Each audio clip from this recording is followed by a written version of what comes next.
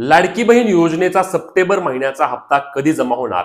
तसेच e KYC केली तरच सप्टेंबर महिन्याचे पैसे मिळणार आहेत का? आमची ई केवायसी प्रक्रिया होत नाही, आम्हाला पती वडील नाहीत, आम्ही ई केवायसी कशी करायची आणि इतर अनेक प्रश्नांची आपण आज सविस्तर माहिती या व्हिडिओच्या माध्यमातून घेणार आहोत. त्यामुळे व्हिडिओ शेवटपर्यंत पाहायचा आहे आणि चॅनलवर नवीन असल्यास आपल्या हक्काच्या चॅनलला सबस्क्राईब करायला, तुम्ही जर फेसबुक पेजवर पाहत असल्यास आपल्या पेजला फॉलो करायला विसरू नका, जेणेकरून तुम्हाला योग्य माहिती आणि सविस्तर अपडेट मिळणार आहे. तर सर्वात पहिला प्रश्न असणार आहे की लाडकी बहीण योजनेचा सप्टेंबर महिन्याचा हप्ता कधीपर्यंत जमा होणार, त्याची प्रोसेस काय सुरू आहे. तर लक्षात घ्या, आता मागच्या 2-3 महिन्यांप्रमाणे आपण पाहत आहोत की काय होतंय की पहिल्या आठवड्यामध्ये म्हणजेच की ऑगस्ट महिन्याचा हप्ता सप्टेंबर महिन्याच्या पहिल्या आठवड्यात, सप्टेंबरचा हप्ता ऑक्टोबर महिन्याच्या पहिल्या आठवड्यात, याप्रमाणे सरकार पैसे देत आहे.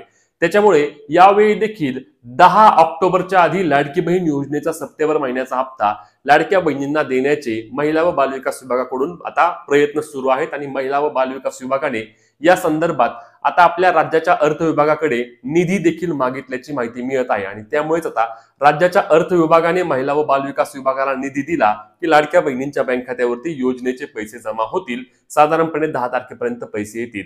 यामध्ये अजूनही एक महत्वाची बाब असणार आहे, ती म्हणजे दुसरा आपला प्रश्न की लाडक्या बहिणींना मागील वर्षीप्रमाणे 3,000 रुपये मिळणार का, भाऊबीज गिफ्ट मिळणार का? कारण आता दिवाळी जवळ आली आहे. मग दिवाळीच्या निमित्ताने 2 महिन्यांचे पैसे खरं तर ऍडव्हान्स तुम्ही देतच नाही, परंतु या महिन्याचा हप्ता म्हणजेच की ऑक्टोबर महिन्याचा हप्ता लाडक्या बहिणींना दिवाळीतच मिळणार का, असा देखील प्रश्न लाडक्या बहिणी करत आहेत. आणि याबाबत सरकारकडून कोणत्याही प्रकारची माहिती दिली गेली नाही, परंतु सरकारने हे केलं पाहिजे. सरकारने लाडक्या बहिणींना ऑक्टोबर महिन्याचे पैसे याच महिन्यात द्यायला हवे, जेणेकरून लाडक्या बहिणींना 3,000 रुपये मिळतील आणि दिवाळी करण्यासाठी काही प्रमाणामध्ये लाडक्या बहिणींना या निमित्ताने हातभार लागणार आहे. तुम्हाला काय वाटतं हे देखील आम्हाला कमेंटमध्ये सांगायला विसरू नका. आता पुढचा मुद्दा म्हणजे सप्टेंबर महिन्याचा हप्ता आम्ही ई केवायसी केली तर आम्हाला मिळणार का, किंवा ई केवायसी आमची झाली नाही, आम्हाला सप्टेंबर महिन्याचे पैसे मिळणार का? तर लक्षात घ्या, मी याबाबत आधी देखील रील टाकले आहेत आणि पुन्हा एकदा मी क्लिअर मध्ये सांगतो तुम्हाला की सप्टेंबर महिन्याच्या हप्त्याचा आणि लाडकी बहीण योजनेच्या ई केवायसीचा कोणत्याही प्रकारचा संबंध नाही.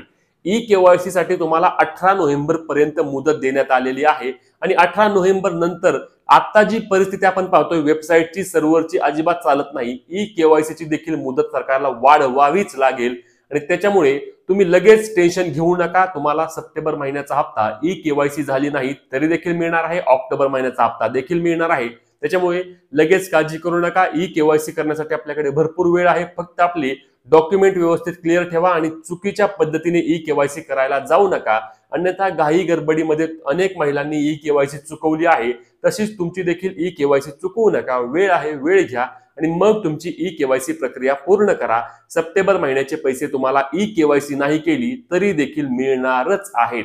पुढचा मुद्दा, ज्यांना पती वडील नाहीत त्यांनी ई केवायसी करायची कशी? काहींचा घटस्फोट झालाय, काहींना पती देखील नाहीत, वडील देखील नाहीत, काही विधवा आहेत, अशांनी त्यांची ई केवायसी करायची कशी? याबाबत सरकारकडून किंवा महिला व बालविकास विभागाकडून कोणतं अपडेट आलं आहे का? तर लक्षात घ्या, यामध्ये सरकार अथवा महिला व बालविकास विभागाने अद्याप कोणतेही अपडेट दिलेले नाही आणि या महिलांची संख्या देखील मोठ्या प्रमाणावर आहे आणि अशा महिलांना सर्वात जास्त गरज आहे. त्याच्यामुळे सरकारला पुन्हा एकदा विनंती आहे की अशा महिलांसाठी काही ना काही तुम्ही पर्याय काढा, त्यातून पर्याय तुम्हाला निघू शकतो. आता सरकारचं काय मत आहे की आम्ही ही नवऱ्याची किंवा वडिलाची माहिती का घेतोय, तर आम्हाला उत्पन्न सोर्स तपासायचा आहे. आम्हाला यांच्या कुटुंबाचे उत्पन्न नक्की किती आहे, यांच्या कुटुंबामध्ये नक्की कोणी सरकारी नोकरीला आहे का, कोणाकडे 4 चाकी वाहन आहे का, हे सर्व आम्हाला तपासायचं आहे. तर तुम्ही त्या ठिकाणी त्या संदर्भातील महिलेचा कुटुंब प्रमुख जे असेल त्या कुटुंब प्रमुखाचा त्या ठिकाणी तुम्ही आधार नंबर टाकायचा ऑप्शन देऊ शकता, जेणेकरून अशा देखील महिलांची ई केवायसी प्रक्रिया पूर्ण होईल आणि त्यांना देखील योजनेचे पुढचे पैसे मिळण्यास कोणत्याही प्रकारची अडचण येणार नाही. त्यानंतर ई केवायसी करताना चूक झाली आहे, जे 2 प्रश्न होते त्या 2 प्रश्नांमध्ये काही ठिकाणी होय, काही ठिकाणी नाही झालं, काहींचं दोन्ही ठिकाणी नाही झालं. आता आम्हाला ई केवायसी एडिट करायची, आम्ही ई केवायसी एडिट कशी करू, असा प्रश्न अनेक लाडक्या बहिणी विचारत आहेत. तर यासाठी सध्या वेबसाईटवर कोणत्याही प्रकारचा ऑप्शन उपलब्ध झालेला नाही. तुमची ई केवायसी सबमिट झाल्यानंतर तुम्ही आता ती एडिट करू शकत नाही. मग आता ई केवायसी करताना चूक झाली आहे तर मग आमचे पैसे मिळणार का नाही, तर लक्षात घ्या, याचा ई केवायसीचा आणि म्हणजे बाद होण्याचा संबंध येईल असं मला अजिबात वाटत नाही. कारण लक्षात घ्या, अनेक महिला आता बाद होणार आहेत, ज्यांनी ई केवायसी योग्य केली आहे तरी देखील बाद होणार आहेत. कारण त्यांच्या कुटुंबाचे उत्पन्न जास्त असणार आहे, त्यांच्या कुटुंबामध्ये 4 चाकी वाहन असणार आहे किंवा त्यांच्या कुटुंबाचे कुणी सरकारी नोकरीला असणार आहे, तर अशा महिलांनी ई केवायसी योग्य केली तरी ते बाद होणार आहेत. म्हणजेच लक्षात घ्या, सिंपल सांगतो की तुम्ही ई केवायसी करताना दिलेली माहिती राज्य सरकारच्या द्वारे व्यवस्थित पद्धतीने चेक होणार आहे. तुमच्या वडिलाचा किंवा तुमच्या पतीचा आधार नंबर, तुमचा आधार नंबर यावरून सरकार सर्व डेटा गोळा करणार आहे आणि तो डेटा गोळा करून त्यामध्ये ज्या पात्र ठरतील त्यांना पात्र करण्यात येईल, ज्या अपात्र ठरतील त्यांना योजनेतून बाद करण्यात येईल. ई केवायसी तुम्ही चुकीची जरी केली तरी देखील तुमच्या खात्याची चेकिंग होऊन मगच सरकार याबाबत निर्णय घेईल. त्याच्यामुळे लगेच घाबरून जाऊ नका.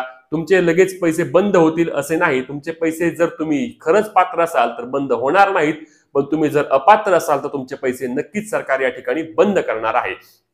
त्यानंतर लाडकी बहीण योजनेअंतर्गत सर्वाधिक जास्त विचारला जाणारा प्रश्न म्हणजे नवीन फॉर्म सुरू होणार आहेत का? तर नवीन फॉर्म सुरू होण्याबाबत अजिबात शक्यता वाटत नाही. आताच लाडकी बहीण योजनेची लाभार्थी संख्या 2,29,00,000 आहे आणि सरकारला आताच हे बजेट खूप जास्त लोड देत आहे आणि त्यामधून अजून लाडक्या बहिणींना वाढवण्याची शक्यता यामध्ये खूप मोठ्या प्रमाणावर कमी आहे.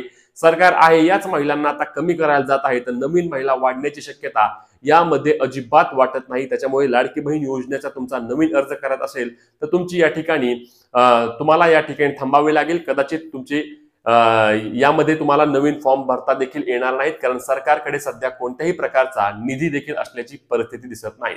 आता याच्या व्यतिरिक्त तुमचे जे काही प्रश्न असतील ते तुम्ही कमेंटमध्ये नक्की विचारा. तसेच ही महत्त्वाची व्हिडिओ शेअर करायला, फॉलो करायला आणि सबस्क्राईब करायला विसरू नका. जय महाराष्ट्र.